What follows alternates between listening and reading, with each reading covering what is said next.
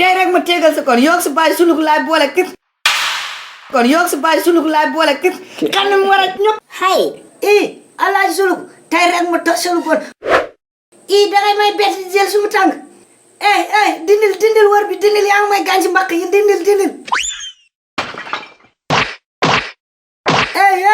Café Touba boy Café Touba boy kay ate mu may ruqoo mu may boor poulet dindil côté bi mënuma noyyi enlève le côté poulet hay kam laa la wax dindiwuma di nga kam ni poulet keek rek lay def asalaamaaleykum waa ci du ndey gàttal xoolal bul ma ciipatu waat de dinaa la ciipatu ba Mbirkilaan laa la wax dimbali ma. histoire bu xewee Dakar lu ci yoonu waa Mbirkilaan. lijjantiwuma ko xoolal man bul ma waxati ndey gàttaan nag foofu laa yam. xanaa tuddoo ndey. kay ndey laa tudd mais li nga ci yokku moo ma neexul. gàttaan bi moo la neexul. waaw. mais ndey yow dangaa gàtt kon waroo bañ ko la wax ndey gàttaan. dama ni bu doon ku nekk ni la yàlla bindee dañ la koy tooñee kon doo toog fii. kan man nii. man yàlla daf ma bind dama xalima bi sànni je suis l'unique beau gosse du quartier l'homme fort l'ancien combattant le gentleman. yow xool ko mu naan nga gentleman ak boppam bu rëy bii di mel ni ndaalu dëmm. kii ku muy waxal ndaalu dëmm.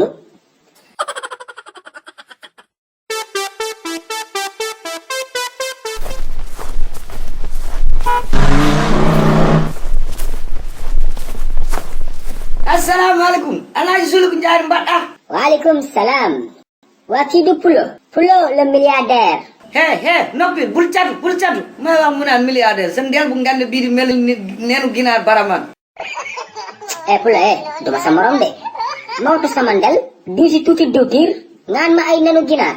waxuma la loolu su mu kaalis laa ñëw nga jox ma del fay bor tiriyaa nga sa jabar tiriyaa nga sa doom tiriyaa mais Pulo ban bor ngay wax yow war nga ak suukar bi ma la yoreel moo tax nga ñëw ba sama kër.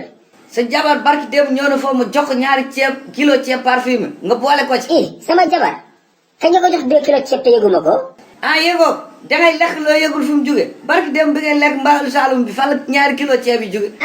kon jour boobu yaa ko jox ceeb. waaw man maa ko jox ceeb kay ak gerte ndox ak diw ñor bi yëpp. ak yéen ak géej tàmba jàng bi yëpp si man la ko jëlee.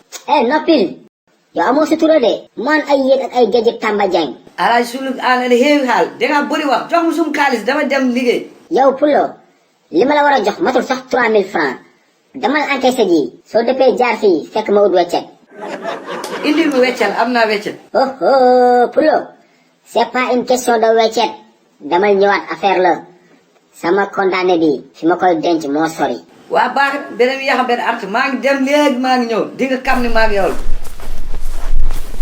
maa ngi ñëw léegi dama fi fekk de xool ko ak caaya bi di mel ni mbaq piip.